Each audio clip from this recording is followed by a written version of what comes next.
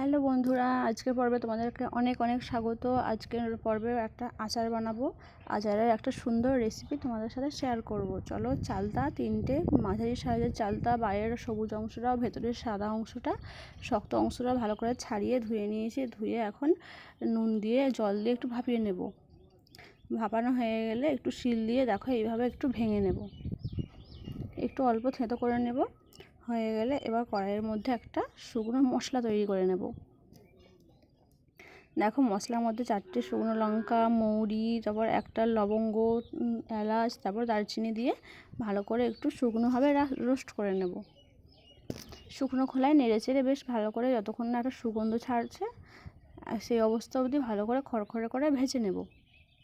ভেজে নিয়ে এবার এইগুলো একটা জারের মধ্যে দিয়ে ভালো করে নয় বন্ধুরা, একটু দানা দানা অবস্থায় এরকম করে গুঁড়ো করব।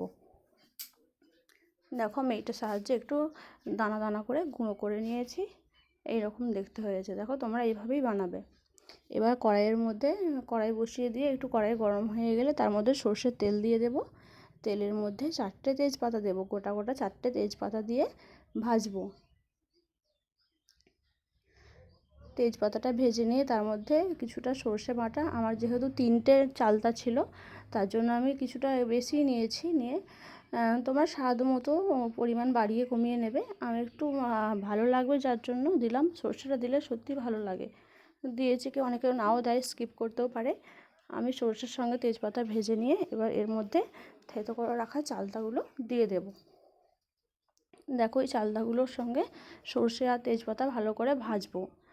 ভালো করে বন্ধু একদম নেড়ে চেড়ে ভালো করে গায়ে লাগিয়ে নেব। দেখো, আমি ভেজে নিচ্ছি। আচার যেহেতু, তাই চালতার আচার, এর সঙ্গে সর্ষে বাটাটা খুব সুন্দর লাগবে। দেখো, আমি ভালো করে নেড়ে নিচ্ছি। বেশ 2 মিনিট ধরে আমি নেড়ে চেড়ে ভালো করে ভাজবো। তেলে একটু ভাজাও হয়ে যাবে, সর্ষের সাথে মিশেও যাবে।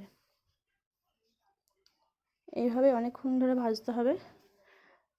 সত্যি বলতে বন্ধুরা, আচারের সবাই, অনেকে ছোট বড় সবাই পছন্দ করে। যে কোনো আচার, কুলের আচার, তেঁতুলের আচার, চালতার আচার সবাই পছন্দ করে, স্পেশালি আমের আচার। এই দেখো, একটু নেড়ে চেড়ে নেওয়ার পর এতে আমি 1 কেজি দিয়ে দেবো, গুড় দিয়ে দেবো, আখের গুড় ব্যবহার করব। আমি ধাপে ধাপে দেবো। কিছু পরিমাণ দিয়ে দিয়েছি, আবার কিছুটা পরিমাণ একটু ভালো করে এই গুড়টা গলে যাবার পর তারপর দেবো। দেখো, গুড়টা দেওয়ার পর আমি ভালো করে নাড়ছি যাতে ভালো করে গুড়টা তাড়াতাড়ি গলতে সাহায্য করে। ওই জন্য বেশ কিছুক্ষণ ধরে নেড়ে ছেড়ে গুড়টাকে আমি এইভাবে গালিয়ে নেব। অনবরত নাড়াচাড়া করতে হবে। দেখো বন্ধুরা, আমি যেভাবে নাড়ছি এইভাবে অনেকক্ষণ ধরে নেড়ে নেড়ে গুড়টা গালাতে হবে। নিচ থেকে ওপর থেকে সাইড নেড়ে চেড়ে গলানোর চেষ্টা করছি। দেখো, 3 মিনিট 3.5 মিনিট ধরে ভালো করে গলিয়ে নেওয়ার পর দেখো বন্ধুরা, গুড়গুলো গলে গেছে। এর ওপরে আমি আরও কিছুটা গুড় দিয়ে দিয়েছিলাম, আধা কেজির বেশি প্রথমে দিয়েছিলাম। গুড়টা গলে যাওয়ার পর বাকি গুড়টা দিয়েছি। এবার গুড় সমেত চালতাটাকে ফুটতে দেব। ফুটে পুরো শুকনো হবে।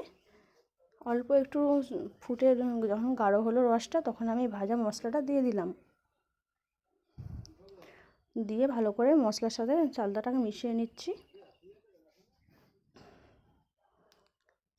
দেখো, ভালোভাবে মিশিয়ে নিলাম। নিয়ে আবার নেড়েচেড়ে নিয়ে অনেকক্ষণ, প্রায় 5 মিনিট পরে ফিরে এলাম। দেখো, এই অবস্থা হয়েছে। গুড়টা অনেকটাই টেনে গেছে, দেখতেই পাচ্ছ তোমরা। সময় ধরে রান্নাটা করতে হবে বন্ধুরা। আমার পুরো প্রসেসটা বানাতে সময় লেগেছিল আধা ঘন্টা। দেখো, আমি আবারও নেড়েচেড়ে দিচ্ছি। যেহেতু চালতার পরিমাণটা বেশি তাই কড়াটা একটু নড়ছে।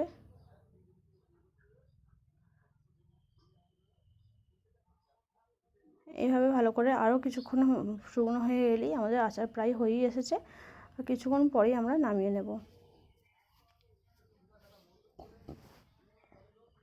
দেখো, বুঝতে পারছো তোমরা, পুরোই শুকনো হয়ে গেছে। এবার গ্যাসের ফ্লেমটা বন্ধ করে দেব।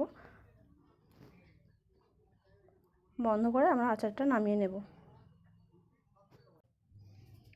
এবার নামিয়ে নিলেই তৈরি হয়ে যাবে আমাদের চালতার আচার।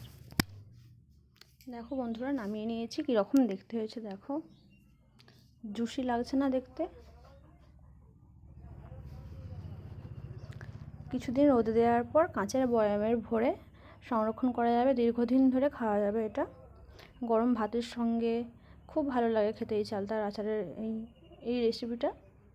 আমাদের তো প্রত্যেক বছর দুবার ধরে বানানো হয়, একবার শেষ হয়ে গেলে পুনরায় আবার করা হয়।